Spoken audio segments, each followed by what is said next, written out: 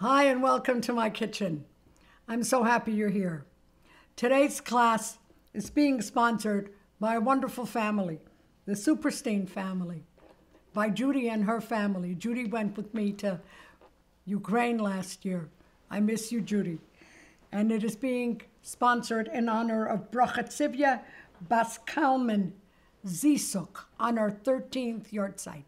Again, Bracha Tzivia bas Kלמן Zisook on her 13th Yohrtzeit by the Superstain family. May Mashiach come immediately, and may Bracha Tzivia be back. And Mashiach should be here for all of us, and all of our loved ones should return. I just returned from a trip to Eretz Yisrael, and I spoke in a few cities, and I'd like to say a shout out, a hi, to my friends in Beit Shemesh and in Beitar Illit who came and made me feel so good.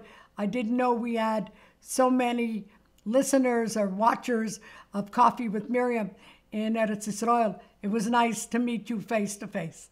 Thank you. And to my friends who keep me in necklaces, thank you very much. I promised I wouldn't say her name. Okay, please take your both papers. I'd like to do a catch-up so you understand where we are. On line number 3, in the third thousand, in the year 2084, Sarah dies, which means that that's the year of the Akedah. If you make a cheshbon, Yitzchak is then 37 years old, and Sarah dies at the time of the Akedah. In the year 2123, Avram passes away, and that is the day that Yaakov and Esav came back from the Levaya, and the same way as we today eat bagels, round things, or eggs, they ate lentil soup, red lentil soup. And Esav says to Yaakov, Haliteni no mina odei mazeh, pour me some of that red soup. And Yaakov buys the becheda from him. Now, that was an expensive meal, wasn't it? Next, we're going to go to a date where Yaakov marries Leah and Rachel. Some of you maybe are living under a misconception that Yaakov marries Leah in the year 2192, and he marries Rachel 7 years later. No. He marries Leah and Rachel the same year, 7 days apart. Yamale Shavua Zu, I think it says. A week later, after Shevet Brachas, he marries Rachel. We will talk about Rachel and Leah in today's class. Okay, so it brings us to the year 2192, the marriage of Rachel and Leah. Two totally different people. I would also like to go to this page, the other one that you requested and got, I hope. To Ha'elef HaShlishi, the third 1,000 years. Am Yisrael, soon in Eretz Yisrael. The Ovis and the Imois. Then we go down to Mitzrayim. Then, after Mitzrayim, 210 years, Matan Torah, after we're in the Midbar for 7 weeks. Then the Shaftim, we'll discuss all that as we go on. Then our first king, Shaul, then David, then Shlomo, then the dedication of Bais Rishon. This is all in that third 1,000 years.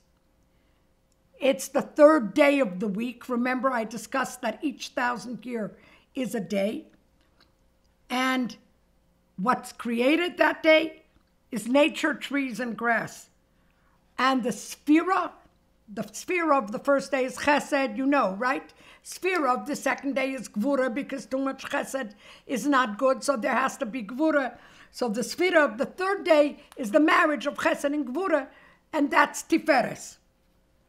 So beauty, contrasting colors, Semeach, the growth, the Oves plant seeds, so we could reach Matan Torah. and we received the mitzvahs, which are the fruits of the world, and the Torah, which is the Tiferes. So we now know our dates in the 3rd thousand and the concept of Elef Hashlishi. Okay, so I will begin. Rachel and Leah. Who are they? What home do they come from? How did they so rise above what they came from and who they are? The Alter Rebbe says that Leah comes from the concept of machshava, introspection. And Rachel comes from the concept of dibur, communication. In fact, the name Rachel, Reish Ches Lamed, and the word Vayihi Er, 238, are the same gematria. Rachel and Vayihi Er, because the room lit up when she walked in. And Leah, you know what it says about her. Eine Leah Rakes. The eyes of Leah are soft and dark because she cried. But I want to tell you what Leah gives us.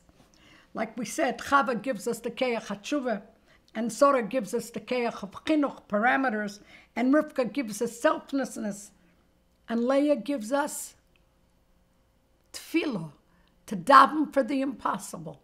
She thought she would marry Esav, so she cried and cried and davened and cried, and guess what happened? She didn't marry him. She married Yaakov, which she gives us that power. In our DNA, in our inside, is the power to daven for something which seems impossible. Rachel and Yaakov and Leah and Esav, or Leah and Esav because she was older, and Rachel and Yaakov, that was a done deal. It was a fait accompli. And yet Leah cried, and she davened, and it came true. Who would have thunk it? So she gives us that power. The power of introspection, the power of tefillah, and if you daven, it could help. I need to end here. I can't wait for you to hear the next. So seid gesund. I'll see you next week. Im Yohrtzeit Hashem. Thank you.